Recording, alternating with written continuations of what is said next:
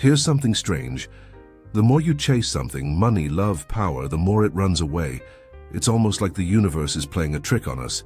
We're raised to believe we must hustle, push, and go after what we want. But what if that's the very reason we feel tired, anxious, and unfulfilled? In this opening, we pull you into a deep mystery.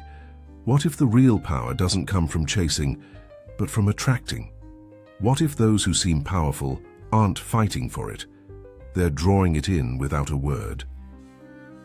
This first section introduces the big idea. You don't need to chase power.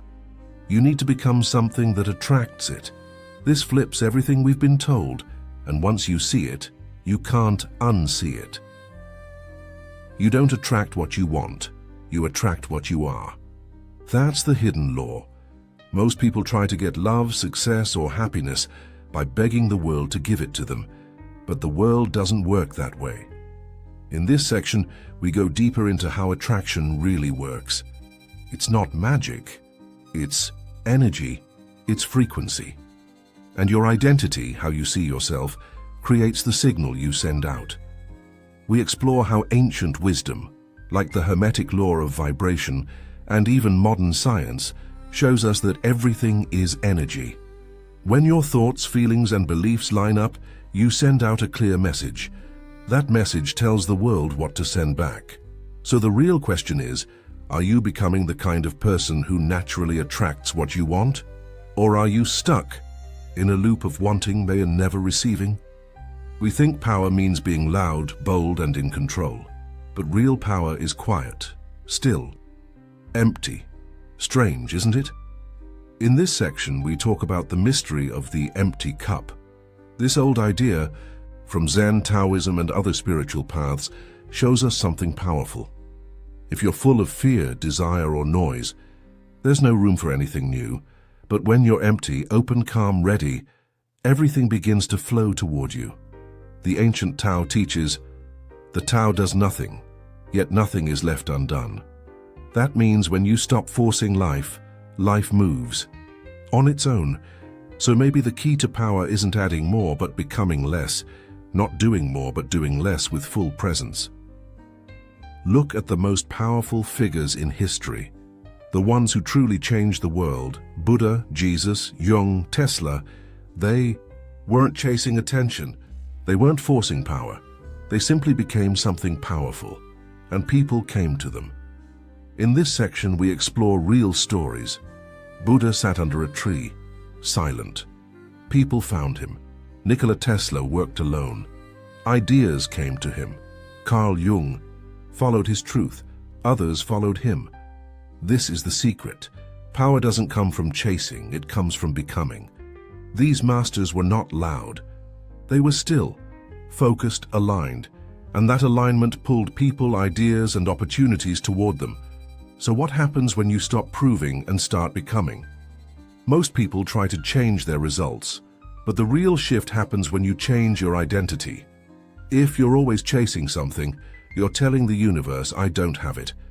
And that message keeps repeating. In this section, we guide the viewer through a quiet but powerful idea. Stop being the seeker, become the source. You're not separate from what you desire. It already lives inside you. That love, that success, that peace, it's not out there somewhere. It's a reflection of who you are becoming. We draw from ancient teachings and deep psychology to show how your inner world shapes your outer life. The question is, can you stop trying to get and start learning to be? Silence has a power that words can't reach. In this section, we explore how true presence, deep stillness, pulls people and possibilities toward you. Think of the quiet person in the room that everyone notices. That's not luck, that's energy. From monks in silent temples to leaders who speak few words but change lives, we see this truth again and again. When you're still, you become more than a body. You become a signal, a frequency. This section helps the viewer see how the constant need to speak, explain, or prove yourself actually drains your power. Sometimes doing less says more. Sometimes being silent is the loudest thing you can do. Wanting something too much creates pressure, tension. It pushes what you want away. This section shows how desperation sends the wrong message to life. It says, "I'm not enough." And when you live from that place, everything you want stays just out of reach. We explore how the modern world is built to keep us in a state of craving, always running, always needing. But what if you stopped running? What if you trusted that what's meant for you is already on its way? We guide the viewer into a new mindset, one of surrender, not giving up but letting go of fear, and letting go brings you back to your power. Now comes the turning point. After everything we've explored, we ask the question that changes everything. What if you were never supposed to chase? What if you were always the magnet, but you just forgot? In this section, we reveal the final twist. The truth is, you were born with the energy, the light, the pull that draws things in. You just got busy, distracted, taught to run after things instead of trusting your own gravity.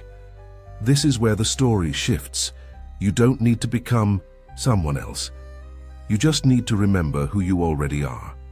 The magnet has always been there, quietly waiting for you to stop and feel it. We end with a quiet but powerful truth. Stop chasing. Start becoming. The moment you stop running, your energy begins to rise, your truth becomes clear, and life starts moving toward you. You don't need to shout, you don't need to beg. You just need to remember that real power doesn't chase, it attracts. And the moment you remember that, everything begins to change. What if chasing is the very thing pushing it all away? There's a hidden law, quiet, unspoken, but once you see it, you can never unsee it. Let's begin. Why chasing pushes power. Away, we're told to go after what we want, chase your dreams, go get the girl, fight for the job, win the game. But here's the strange thing. The more you chase something and the more it slips through your fingers. Ever notice that? That person who tries too hard to be liked gets ignored. That one who desperately wants success seems to get setback after setback. It's not bad luck. It's a hidden law at work. When you chase, you send a signal. I don't have it. Need it. I'm not enough without it. And the world responds to that energy. It moves away. Ancient strategist Sun Tzu once said, "If you reveal your desires, you reveal your weakness, because when you need, you lose power. And when you're desperate, others sense it and pull away, but there's another way. Think of a flame. It doesn't chase anything, it just burns fully, fiercely, and everything is drawn to it. This is where power begins, not by running after things, but by becoming something they can't resist." Here's a truth most people never hear. You don't get what you want, you get what you are. Your outer world doesn't follow your words. It follows your energy. If you feel empty inside, life gives you more emptiness. If you feel full, life responds with overflow. This isn't just ancient wisdom, it's science too. In quantum physics, there's something called the observer effect.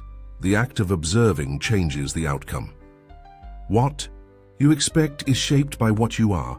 Mystics said the same thing thousands of years ago. As within, so without. When you walk into a room carrying confidence, peace, and presence, people feel it.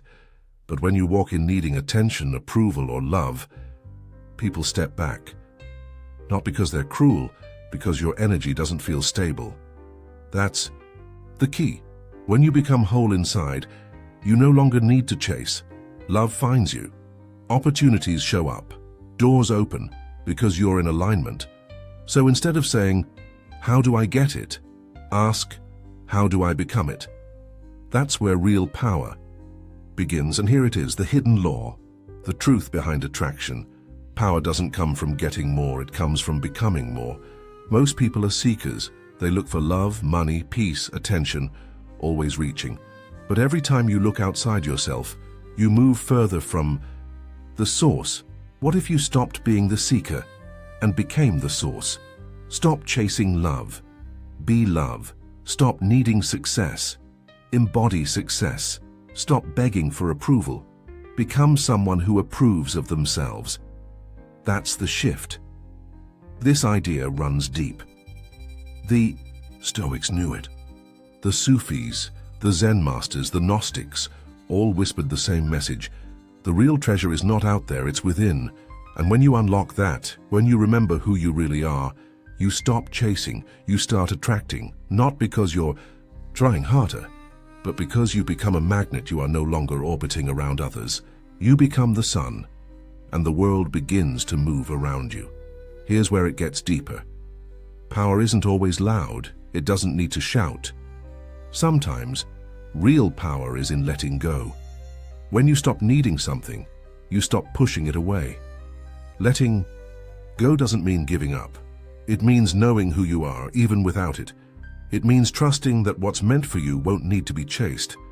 Zen teachers call it non-attachment, not coldness. Not distance, but freedom.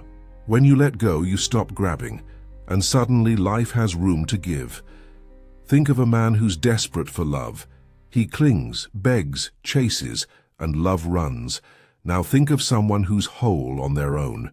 They radiate peace, and love comes to them.